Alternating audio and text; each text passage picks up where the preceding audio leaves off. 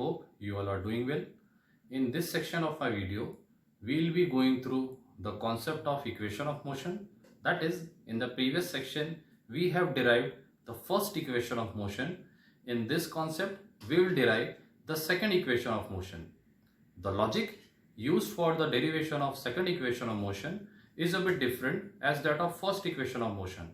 So, while deriving the equation of motion, you should remember the parameters between which you are calculating the equation and the basic concepts used while deriving the equation. Let us again start for the second equation of motion, which is also called as the position-time relation. Going through the graph, you can observe a graph which is showing the relation between velocity and time. Here, AB represents the given graph with velocity on vertical axis and time on horizontal axis. The relation derived in this case is known as position-time relation. So starting for the derivation of position-time relation, you should know the significance of velocity-time graph which you have studied. An important significance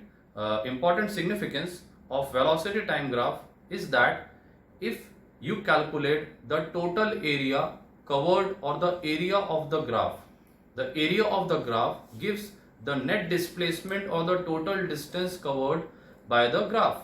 So under this concept for deriving second equation of motion, we will be utilizing this concept or this significance. I am again repeating the significance. The area covered by the graph gives the total distance or displacement traveled by the object. Now let's start the derivation. As I have just discussed that total area gives the net, the distance or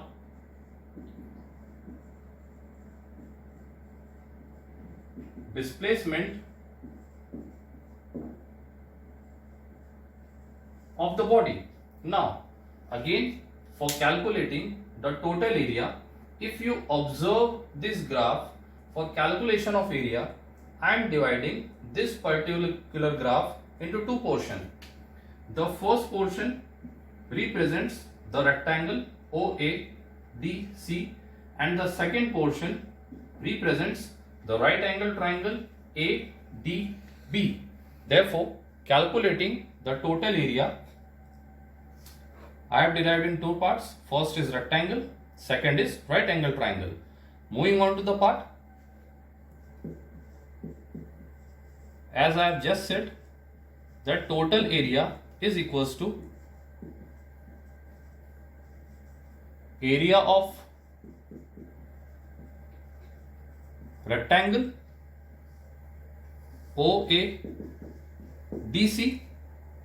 plus area of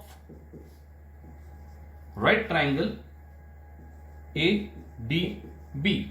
Now substituting the relation with respect to it, as total area gives the net distance, let us represent distance by S. Area of rectangle, length multiplied by breadth, that is OC multiplied by OA. Area of rectangle OADC, length multiplied by breadth, that is OC multiplied by OA, plus area of right triangle ADB, which gives half into base into height. Area of right triangle is half into base into height. So going through this diagram, the base is AD and height is BD. Base is AD and height is BD. AD multiplied by BD. Substituting the values of the related parameters as S, distance OC. Distance OC represents time T. Distance OA. Distance OA represents the value U plus 1 by 2 portion AD. Again, AD is equals to OC and OC is equals to T. So in place of AD, we will be substituting T multiplied by BD. Now what is BD? If you observe from this curve that BD is equals to the value A. Let us calculate the value A. Again, BD is equals to A. Now what is A? AE is equals to OE ADB. Therefore, calculating the total area, I have derived in two parts. First is rectangle, second is right angle triangle. Moving on to the part, as I have just said, the total area is equals to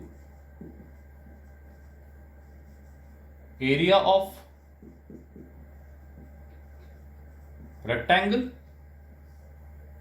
OADC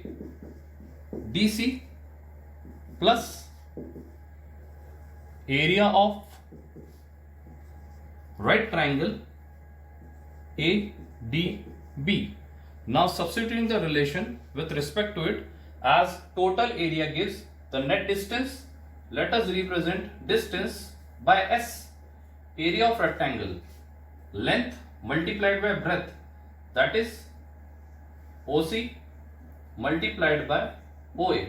Area of rectangle OADC, length multiplied by breadth, that is OC multiplied by OA,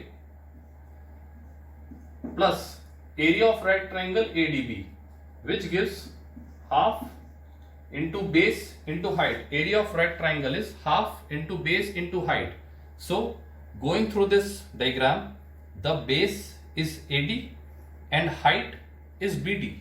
Base is AD and height is BD. AD multiplied by BD. Substituting the values of the related parameters as S, distance OC. Distance OC represents time T. Distance OA.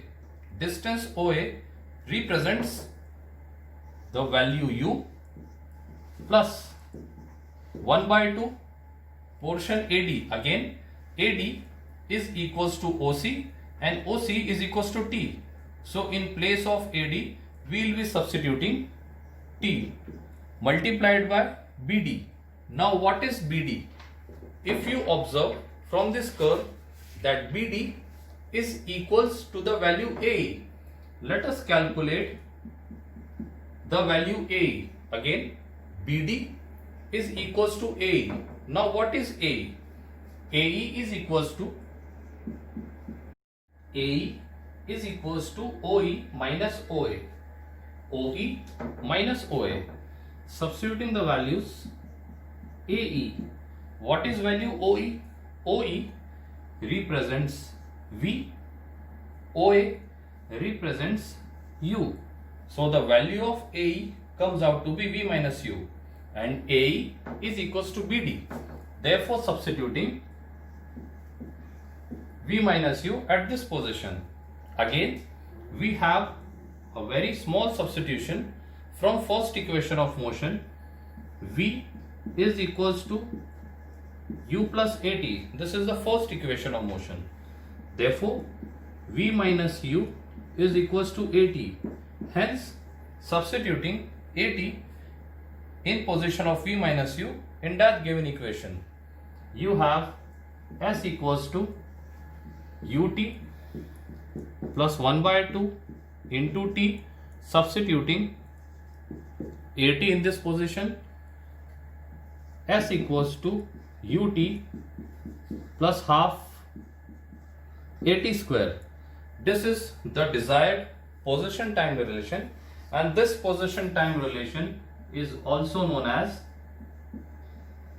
second equation of motion. Now, as I have said earlier, that you should remember the basic concept while deriving a particular relation. As you have observed that here we have started for calculation of total area, which is actually a significance of velocity time graph. On simplifying the relation, we have get the relation S equals to ut plus half at square, where S represents displacement, u represents initial velocity, t represents time, and a represents acceleration. So this was actually the derivation and expression of second equation of motion. I hope you have understood this topic well by graphical method. Thank you.